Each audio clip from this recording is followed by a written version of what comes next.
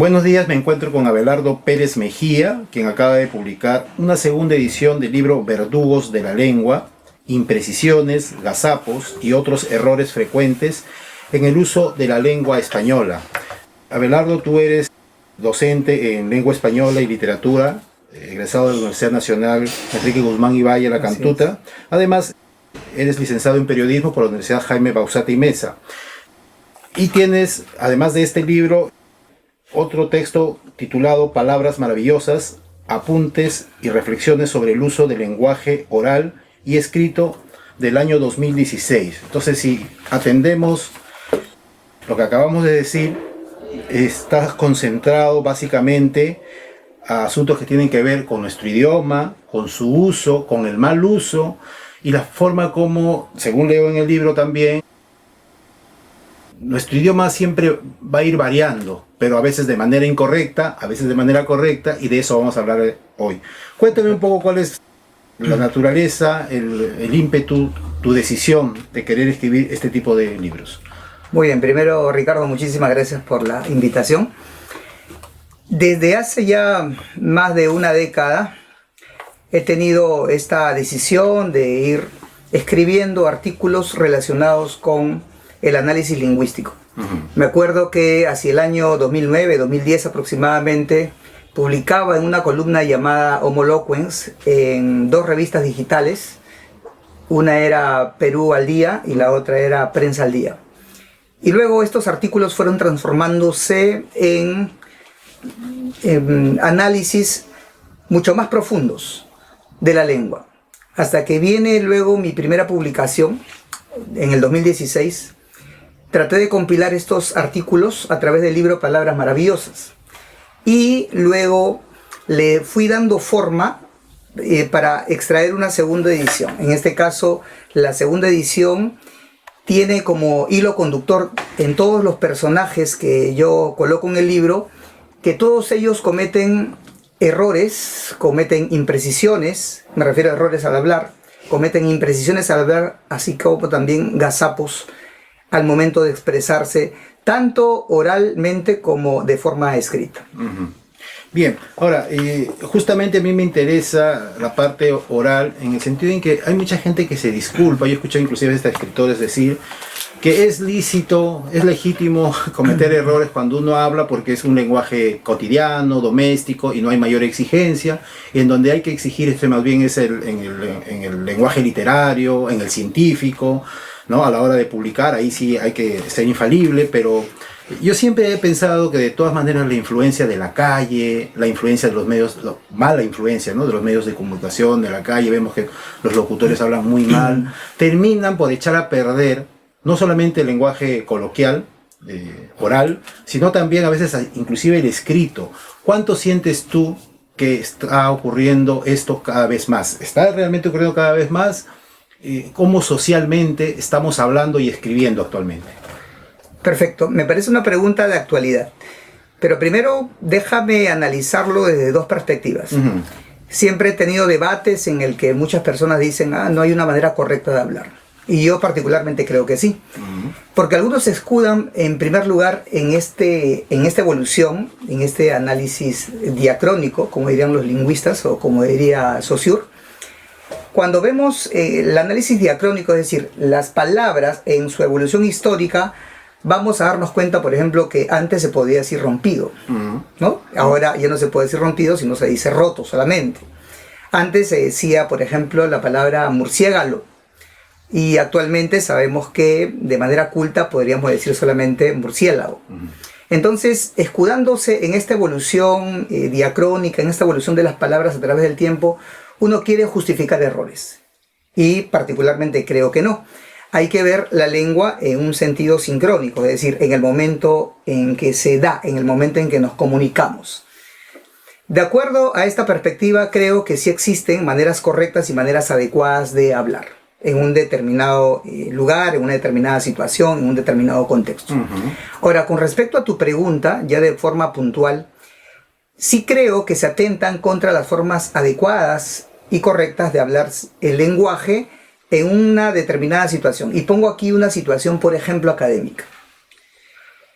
Lamentablemente, se ha perdido esta exigencia lingüística, no solamente entre los estudiantes, sino también entre los profesores. Yo creo que el problema de la educación es el problema del lenguaje. Ajá. ¿Por qué? ¿Por qué te digo esto? Porque a través del lenguaje nosotros no solamente transmitimos conocimiento, sino también el lenguaje te permite crear autoridad. Uh-huh. Y obviamente si es que uno no transmite conocimientos, y cuando digo transmitir conocimientos, por ejemplo, me refiero a la manera como invitamos a analizar los contenidos a través del lenguaje, eso lamentablemente, o si bien se ha perdido, de pronto queda de manera superficial. Ahora, es importante también ver, para refutar de alguna manera a quienes dicen, uno habla como quiere, uno debe hablar como le place, que existen niveles lingüísticos. Ajá. Entonces, cuando hablamos de niveles, por ejemplo, sabemos que existe en la teoría académica un nivel culto, un nivel coloquial y un nivel vulgar. Ahora, yo creo que los hablantes deben tomar en cuenta estos registros y hablar y expresarse adecuadamente de acuerdo a donde uno se encuentre. Yo no voy a, digamos, criticar o destrozar, si cabe la metáfora, el coloquialismo y el vulgarismo. Yo me centro más en el nivel culto. ¿Por qué? Porque mi ámbito de desenvolvimiento es precisamente el mundo académico, tanto en la educación básica como en la educación superior. Y es por eso que a mí me preocupa muchísimo cómo es que se han perdido, por ejemplo, los conceptos. Cómo es que a veces tenemos automatismos y no nos ponemos a razonar. Por ejemplo, te pongo dos casos bastante puntuales. Los estudiantes muchas veces no saben la diferencia entre un concepto y una definición. Por ejemplo, los estudiantes no saben el concepto de análisis. Los estudiantes no saben el concepto de síntesis. Entonces, ¿cómo se puede hacer escuela? ¿Cómo se puede hacer universidad si es que no se saben los conceptos? Entonces, creo que hay que tomar más conciencia, más reflexión. Yo siempre a mis estudiantes los invito a alcanzar este grado de conciencia lingüística que en la jerga profesional se llama conciencia metalingüística. Así que, haciendo una síntesis de tu pregunta, es que se está hablando de forma inadecuada y muchas veces también de manera incorrecta. Tú dices que a ti te preocupa desde el punto de vista académico, profesional, eres docente y obviamente te tiene que preocupar. ¿Y qué tan positiva es la reacción del estudiante? ¿Cuánta preocupación hay del estudiante? ¿Realmente reflexiona una vez que está frente a ti en clases, con un docente que exige que ellos hablen bien y también redacten bien? ¿Hay preocupación sincera del estudiante o sientes de que definitivamente el estudiante no se va a preocupar, sino quizás hasta el día en que tenga que redactar su tesis, con las exigencias APA y todo eso, ahí recién se va a preocupar? ¿Cómo ves tú el desarrollo, el desenvolvimiento, la reacción del estudiante con respecto a eso? Muy bien, no podríamos generalizar que todos son malos estudiantes, no. Más bien yo sí tengo una respuesta muy positiva de parte de muchos de ellos. Repito, no puedo generalizar tampoco en este caso que todos son los que se preocupan, todos inquietan y todos de pronto comienzan a ver la lengua de otra manera y comienzan a preocuparse en su dominio. Sino que creo, a mí me parece que los estudiantes cuando reciben estas observaciones, por ejemplo, de conocer los conceptos académicos de manera adecuada, de evitar barbarismos cuando se habla, de evitar coloquialismos excesivos cuando uno se encuentra en el mundo académico, es bien recibido. Es bien recibido, ¿por qué? Porque a los jóvenes, a los adolescentes y jóvenes, en realidad, no voy a tocar el punto de los niños, pero les encantan los desafíos. Ajá. Buen punto. Y creo que la lengua se convierte en un desafío. Entonces, cuando uno habla, uno está propenso, por ejemplo, a decir coloquialismos. Gracias. Uno está propenso, por ejemplo, dentro de estos coloquialismos, a decir muchos diminutivos, por ejemplo, aquí en el Perú. Entonces, cuando uno hace el hincapié y les dice, ¿sabes qué? Debes trabajar tu nivel culto, debes trabajar tu nivel académico, los estudiantes comienzan a preocuparse y aquí permíteme la metáfora, cuando van a decir un diminutivo se muerden la lengua. Y a mí eso realmente me llena de satisfacción. Entonces ya comienzan a tener otra perspectiva en cuanto a su manera de hablar. Así que eso también de alguna manera impacta también en sus familias. Y he tenido muchos casos en donde el estudiante ha vuelto a mí y me ha dicho: muchas gracias, profesor Abelardo. He podido corregir a mi familia, a mis hijos, de pronto, cuando son los estudiantes de la educación superior, a mi esposa. Ahora hablamos mejor, leemos más, porque hay una preocupación, ¿no? Si es que yo quiero mejorar mi lenguaje, voy a necesitar inevitablemente lecturas. Entonces todo de alguna manera se encierra en un círculo virtuoso. Esa era la siguiente pregunta que te quería hacer, la lectura, ¿no? Hay una parte en que tú pones en el libro, no sé si lo puedo encontrar rápidamente, pero haces hincapié en que la preocupación por escribir y hablar bien tiene que ver con la necesidad de que haya una conciencia lingüística y haya fines elevados, como dices tú, de la educación. O sea, lo relacionas con una preocupación sincera, pero también una preocupación quizás de parte del Estado o de parte de las instituciones educativas que hagan hincapié en que la educación incida por el lado de la lengua. Pero yo digo, también hay una autoformación, ¿no? La gente que lee va a terminar hablando correctamente, escribiendo correctamente, eso es inevitable. Y yo siento de que muchos profesionales exigen que sus estudiantes escriban bien, hablen bien, pero a veces no se preocupan de esta parte, ¿no? La parte del entrenamiento, se la podríamos llamar de un modo, que es el leer. O sea, ¿cuánta preocupación hay de parte de los docentes de que los estudiantes lean sinceramente, se preocupen sinceramente, se interesen en la lectura y de esa manera se van informando, yo creo que inclusive hasta de manera autodidacta, en la buena redacción y en el buen hablar? Hay esa preocupación. A veces veo que las instituciones educativas últimamente desarrollan actividades que tienen que ver más ingresar en las universidades, con asuntos que tienen que ver con lo preacadémico, con lo preuniversitario, etcétera. Pero el interés en leer permanentemente, en tener una biblioteca, un módulo en las casas, en conversar con los padres de familia, no está ocurriendo. ¿Cómo ves tú este asunto? Aquí yo veo incongruencias con respecto al sistema educativo. Como yo en la educación superior formo docentes, yo les hago preguntas que son bastante puntuales y reflexivas. Muchos de ellos, por ejemplo, son docentes o van a ser docentes del área de comunicación. Yo les digo, para tener estudiantes que lean, porque tu finalidad va a ser esa, yo les pregunto, ¿tú lees? Para tener estudiantes que escriban, porque es otra competencia que se trabaja de acuerdo al Ministerio de Educación, escribe diversos tipos de textos. Yo les digo, ¿tú escribes?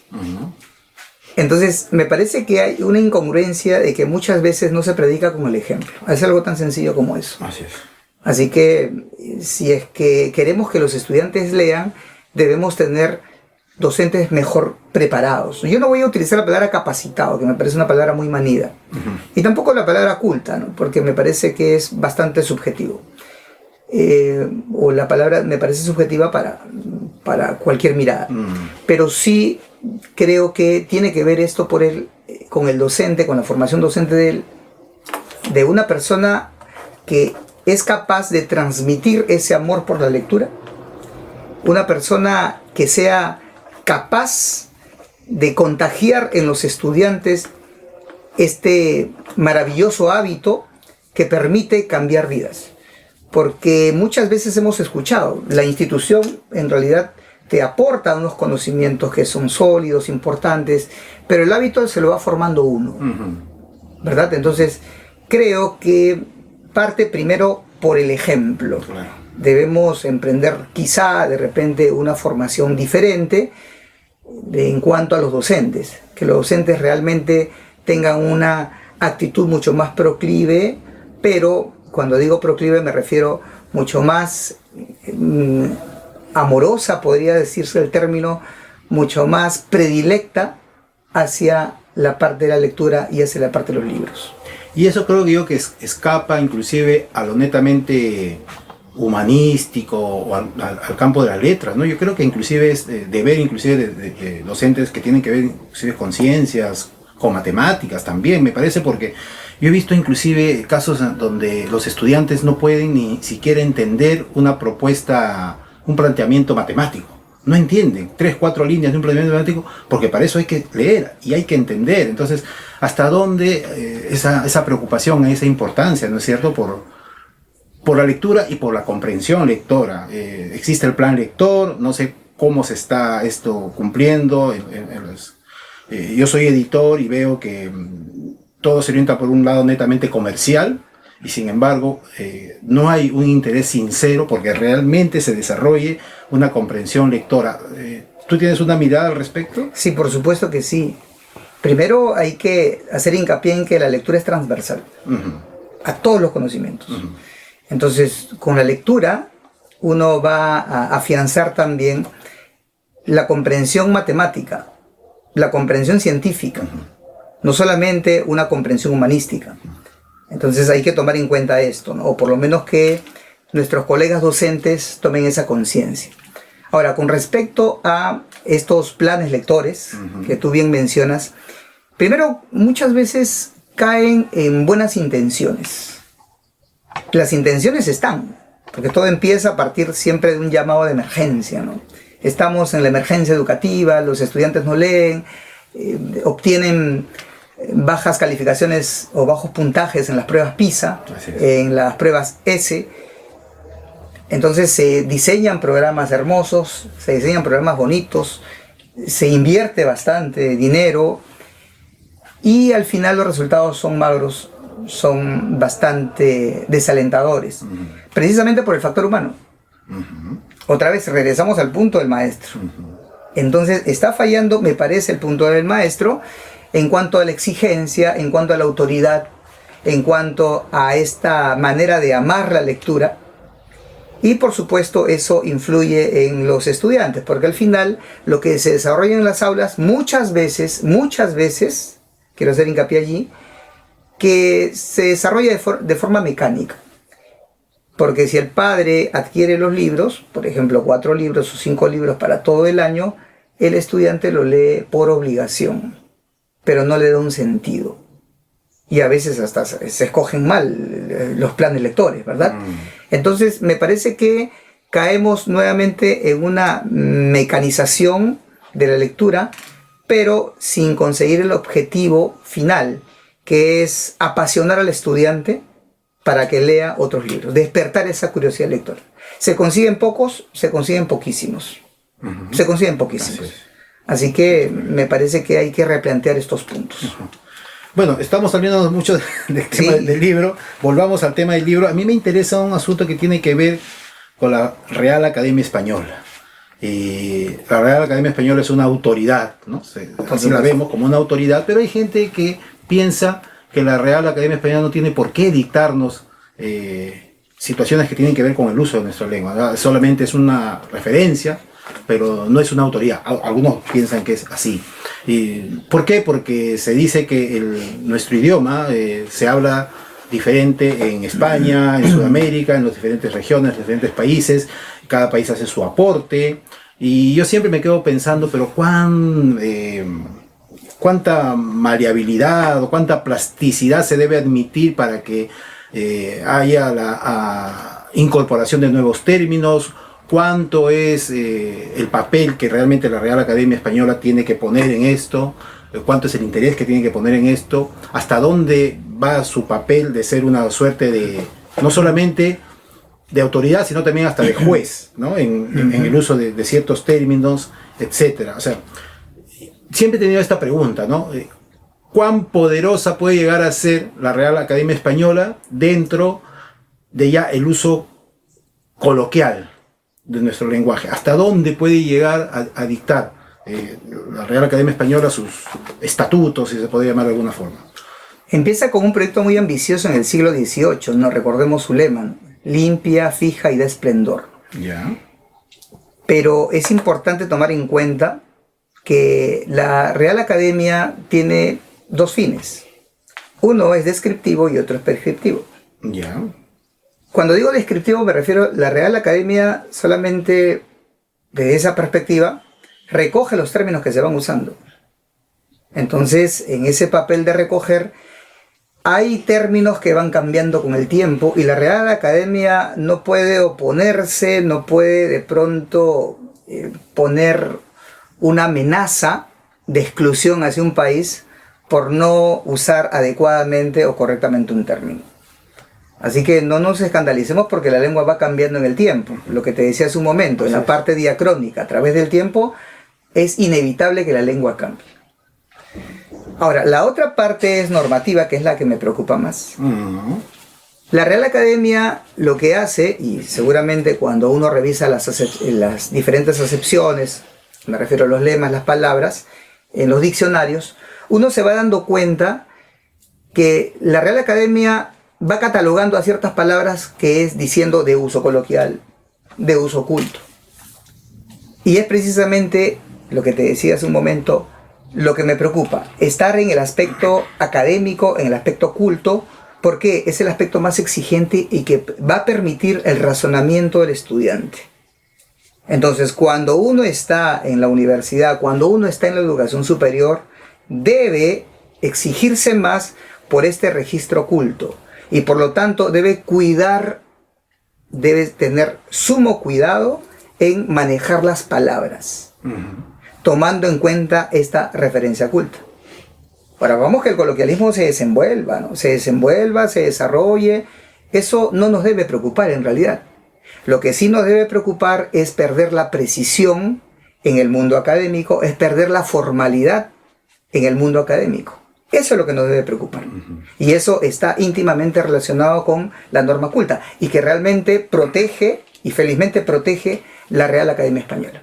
Entonces hay que tener una clara división entre lo que es el coloquialismo, que va a cambiar con mucha facilidad, pero que va a influir quizás luego también dentro de las decisiones que tome la Real Academia Española, ¿no es cierto? Por supuesto que sí, la Real Academia Española simplemente va a recoger. Va a recoger. Va a recoger, por supuesto, va a recoger. Tenemos varios términos que ha recogido últimamente. Por ejemplo, siempre me acuerdo uno del famoso amigovio, ¿no?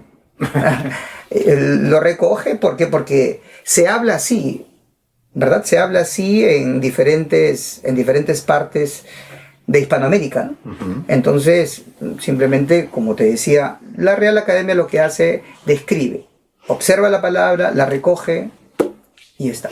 ¿Y qué tan fuerte es la influencia de los regionalismos de nuestro continente? ¿Tú has percibido si hay una medida, una medición al respecto? Con respecto a los regionalismos, tú sabes que cada país tiene su academia. Tenemos una academia peruana de la lengua aquí, hay una academia chilena de la lengua, academia nicaragüense, y el trabajo que realizan ellos es bastante intenso.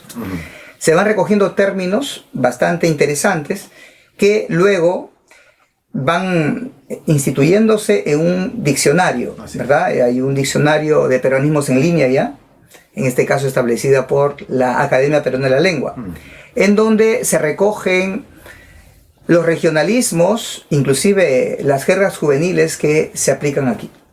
Justo estaba, digamos, haciendo o rehaciendo un estudio sobre el tratamiento léxico de los homosexuales.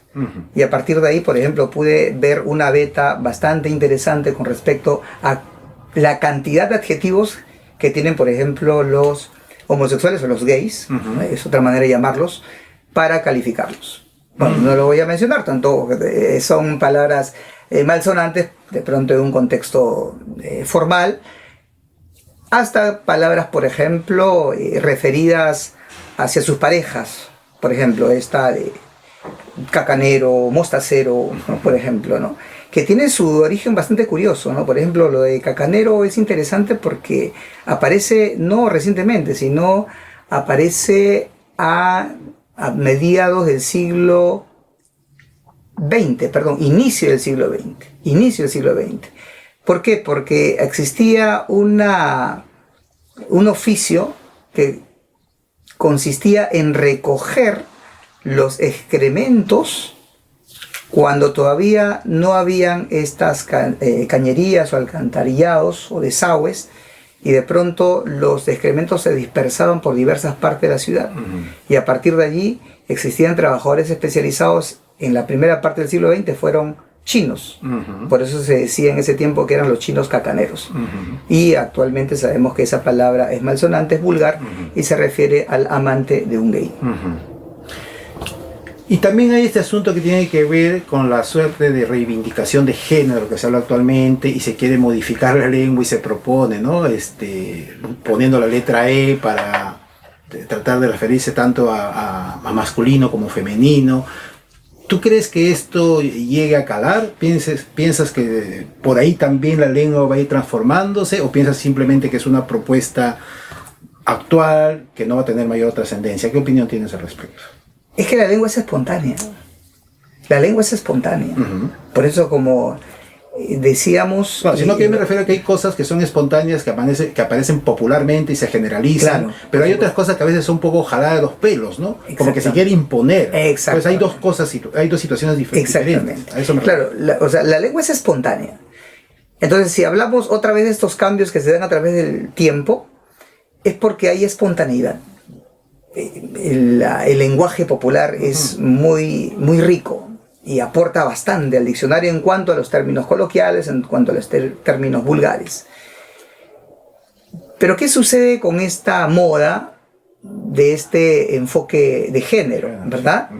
De pronto ellos intentaron poner una X para decir niños, ¿verdad? Tratando de trocar la O por la X, y no resultó. Y después quisieron poner el arroba, y también fue rechazado porque el arroba no pertenece al alfabeto. Y de pronto, como buscaron una palabra que pertenezca al alfabeto y que no mencione la parte femenina ni la parte masculina, entonces optaron por el E, que supuestamente es neutro. Pero lo que sucede aquí, que es ni siquiera lo voy a llamar moda, es una imposición política, es una imposición ideológica, es una imposición que transgrede la parte de la espontaneidad. Y como la transgrede, entonces yo creo que no tiene futuro. Inmediatamente se va a extinguir. Ahora, yo siempre he pensado que la lengua es también una suerte, o produce una suerte de imagen social, ¿no? De imagen social sobre todos los países. Tú te has puesto a reflexionar acerca de eso, o sea, siempre comentamos a veces en las mesas en qué países se habla mejor el idioma, qué países están destrozando el idioma. A veces decimos que los puertorriqueños, por ejemplo, ya no se les entiende nada, o los chilenos lo mismo. ¿Cuán importante puede ser la lengua socialmente como imagen para los países? ¿Te has puesto a pensar en este asunto? Sí, e incluso lo he investigado, porque a mí me parece injusto, para empezar, catalogar a los países que aquí se habla mejor, que allá no se habla tan bien. Y siempre se decía, ¿no? O muchos años se decía que en Colombia y en Perú se habla mejor el español. Sí, pues. Pero ¿qué sucede? Aquí primero hay que respetar los dialectos, ¿no? Cuando hablamos de variación regional, estas son variaciones regionales, ¿cómo habla un poblador promedio? Estamos hablando otra vez del lenguaje coloquial. ¿Cómo habla un argentino con su dejo? ¿Cómo habla de pronto un chileno, un cubano, un venezolano? Ahora, son manifestaciones populares en donde uno va reconociendo la entonación. Inclusive aquí también en Lima tenemos una entonación diferente, igual que en Piura, igual que de pronto un poblador de Iquitos. En fin, hay entonaciones que de alguna manera son evidentes en esta parte dialectal. Y también, obviamente, en la parte léxica. Sabemos que no es igual, por ejemplo, llamar a la palta aquí, allá en México lo llaman como aguacate, ¿verdad? O si no, cuando hablamos de polo, aquí decimos polo, allá en Venezuela le dicen franela, allá en Argentina le dicen remera, allá en México le dicen playera, en fin. O sea, esa es parte del dialecto, de la espontaneidad, del coloquialismo. Pero cuando se está en el lenguaje culto, en el lenguaje académico, esto ya se va limando, se va puliendo un poco más.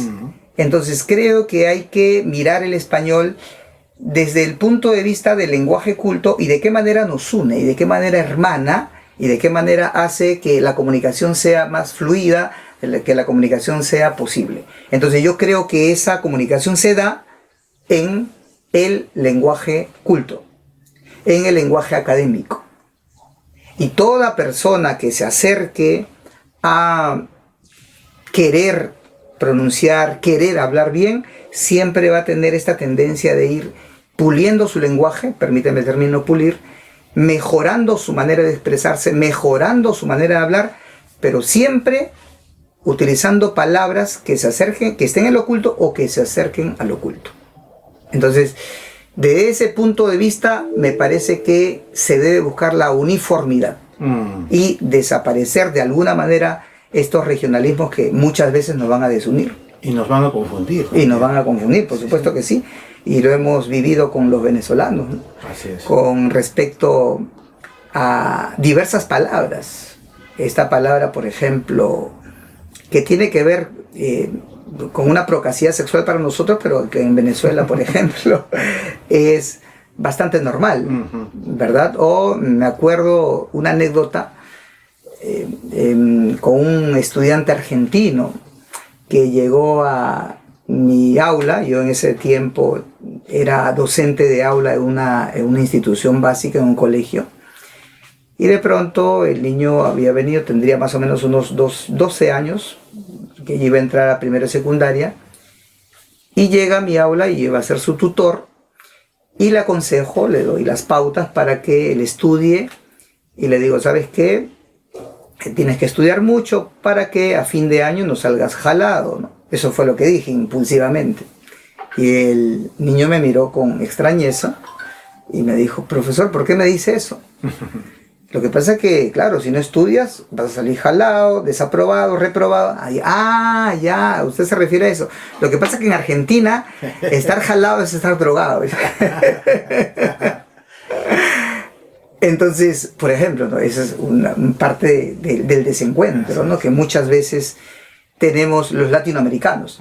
Pero eso es parte del coloquialismo. Así es. Parte del coloquialismo. Claro. Finalmente hay un asunto, Abelardo, que no deja de preocuparme y quizás no sé cuánto se haya reflexionado al respecto. Estamos ya frente a una nueva era, ¿no? La era digital. Todo ya casi se lee o se escucha dentro de soportes electrónicos. Estamos hablando del ChatGPT y de la aparición de la inteligencia artificial. Hay mucha gente que ve que corre peligro sus profesiones, como los actores, por ejemplo, ¿no? Porque vemos en el cine cómo ya todo es efectos visuales que tienen que ver con la inteligencia artificial, todo se está transformando. Para el asunto de la lengua, también hay este tipo de peligros que puedan ocurrir, porque no sabemos en manos de quiénes están los textos, que finalmente lo que hace la inteligencia artificial es leer, ¿no? Es leer o interpretar o proponer, pero hay seres humanos ahí detrás. ¿Hasta dónde la inteligencia artificial se va a proyectar y va a enfocar el idioma, el lenguaje? ¿Hay reflexiones acerca de eso? Por supuesto que sí. Ahora, pero es importante partir de esta premisa, Sí. que toda técnica, cuando se implementa, siempre implica un temor, siempre implica un cambio, necesariamente. Es obligatoria esa tendencia. Me acuerdo mucho del siglo XIX, el famoso movimiento ludita, un grupo de obreros que destroza las máquinas, ingresa a las fábricas y destroza totalmente las máquinas. ¿Por qué? Porque tenían miedo de que los iba a reemplazar totalmente, ¿verdad? Bueno, pasaron 100 años y no ocurrió este reemplazo total. Es que el ser humano es imprescindible. Y si estamos hablando del impacto de la tecnología en la comunicación, por supuesto que se ha dado. Desde el momento en que nosotros de manera masificada ya tuvimos un celular, o sea, estamos hablando aproximadamente de la década de los 90, ¿no? Cuando ya se comienza a masificar el uso del celular aquí en el Perú.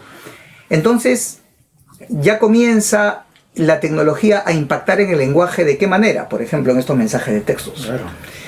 Y ahí es donde se forman los emoticonos, que no hay que confundirlos con los emojis. Los emoticonos eran estos inicios de este lenguaje en donde se reemplazaban las palabras por ciertos símbolos. Un famoso XD, por ejemplo, un asterisco con un paréntesis cerrado, o de pronto un punto y coma con un paréntesis cerrado que significaba guiñar el ojo. En fin, había una comunicación más juvenil. De alguna manera también muchos adultos se tomaban estas maneras de comunicación. Y luego aparecen los emojis, que nos facilitan tremendamente la comunicación. Y muchas veces los emojis hacen de la comunicación algo mucho más afectivo.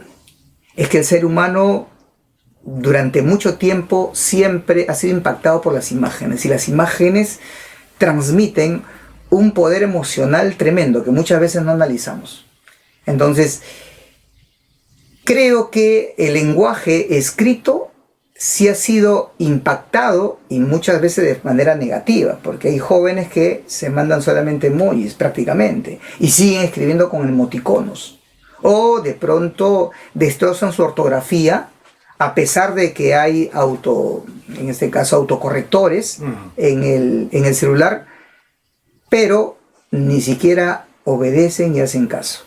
Entonces, creo que esta parte ortográfica se ha evidenciado aún más en cuanto a sus errores, en cuanto a sus incorrecciones. No, y eso es preocupante. Y eso, claro, y por supuesto que eso es preocupante, porque cuando le pedimos luego a ese estudiante que escriba un ensayo, le damos un lapicero, le damos un papel o le damos una pantalla sin acceso a internet, entonces no sabe escribir. Y eso de alguna manera ha hecho que tengamos muchos jóvenes que no valoren la ortografía, que escriban como les place, y que obviamente pues tengan a veces pésimos rendimientos incluso en redacción y en un curso de lectura y escritura de forma bastante básica. Ahora, en cuanto a la parte oral, y aquí permíteme ir un poco a la parte educativa, yo creo que la inteligencia artificial ha impactado, sí, o está impactando, porque todavía estamos en las puertas todavía, ojo, esto va a continuar. Así es. Está impactando la manera como la industria, por ejemplo, del cine ha mejorado, de pronto cómo es que muchos ciberdelincuentes van clonando ciertas voces. Entonces, dentro de esa mira, me parece que podríamos tener estos peligros. Ahora, desde otra perspectiva, también nos ayuda, por ejemplo, la inteligencia artificial a preparar discursos.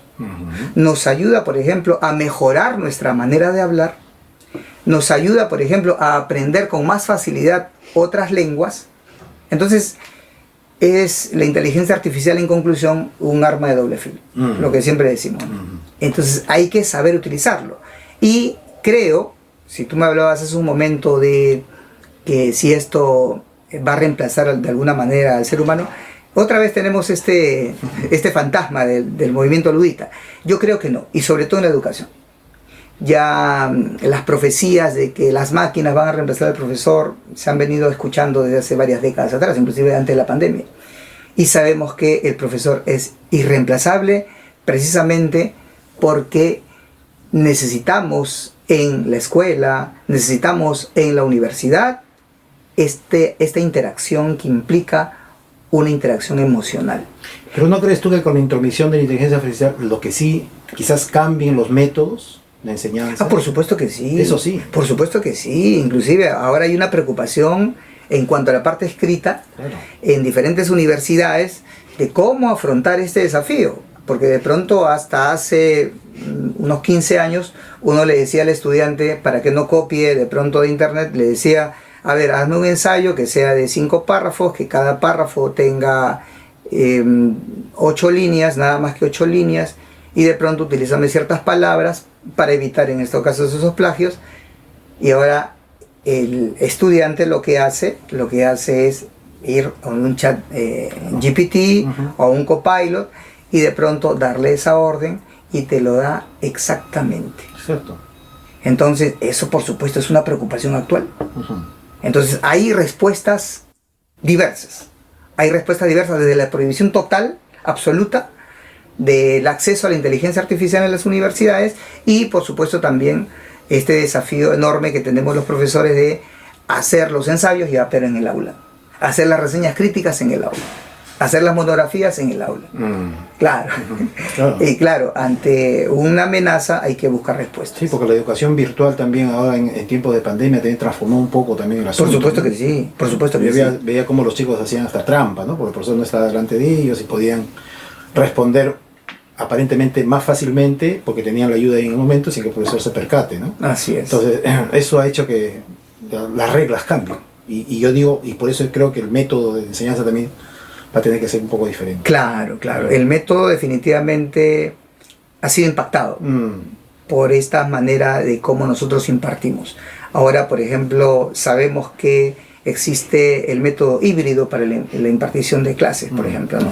No solamente basta con impartirle al estudiante una determinada lección en el aula, sino también el estudiante complementa a través de un video o a través de un juego interactivo o a través de pronto de una página en donde se permita analizar de pronto ciertos tipos de textos. Finalmente, Abelardo, volviendo a tu libro, y para terminar, ¿cómo conseguimos que un texto de esta naturaleza pueda llegar más, masivamente, pueda conseguir mayor interés, mayor respuesta de parte de todo tipo de público, ¿no? Tanto del mundo académico, pero también de estudiantes o de gente, o público de pie? ¿Tú tienes alguna estrategia? ¿Haces conferencias? ¿De qué manera te movilizas para que no solamente, o sea, hablando frívolamente, se comercialice tu libro, sino también para que se interesen en los contenidos de tu libro? ¿Crees tú que también deberías usar ciertas estrategias para ello? Por supuesto que sí, ¿no? Actualmente sabemos que las mejores estrategias pasan por las redes sociales. Yeah. Y estamos en ese mundo. A través de las redes sociales, por ejemplo, yo escribo también de manera continua pequeños artículos de reflexión, ¿verdad?, sobre el uso correcto y adecuado del lenguaje. ¿Que se publican dónde? Que se publican en el Facebook. Estoy como Abelardo Pérez Mejía. Okay. Abelardo Pérez Mejía.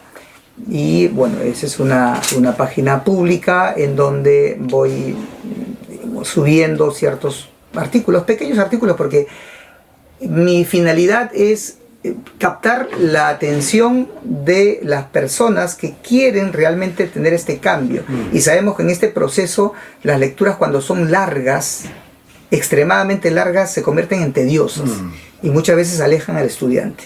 Entonces trato de tener esta recomendación que me dio la Escuela de Periodismo de ser preciso, de ser conciso, de ser breve al momento de publicar, de ir al grano, de ir a la pepa, como dirían los periodistas. Entonces, creo que de esa manera, en este caso, mis seguidores van leyendo, van aprendiendo y por supuesto también si es que les interesa un tema para profundizarse, también lo hace. Ya lo hace, pero de una manera individual. Y por supuesto que sí doy conferencias. He tenido, por ejemplo, la grata satisfacción de hacer una presentación en la Casa de la Literatura. Fue en el año 2023, ¿no?, cuando saqué la primera edición de Verdugos de la Lengua. Y también fueron profesionales interesados, docentes, interesados obviamente en esta transformación de la educación a través del lenguaje. Muy bien, Abelardo, te felicito y te agradezco por tu presencia hoy en librosprogramas.com. Te esperamos con un nuevo libro. Muchas gracias. Muchas gracias, Ricardo. Gracias.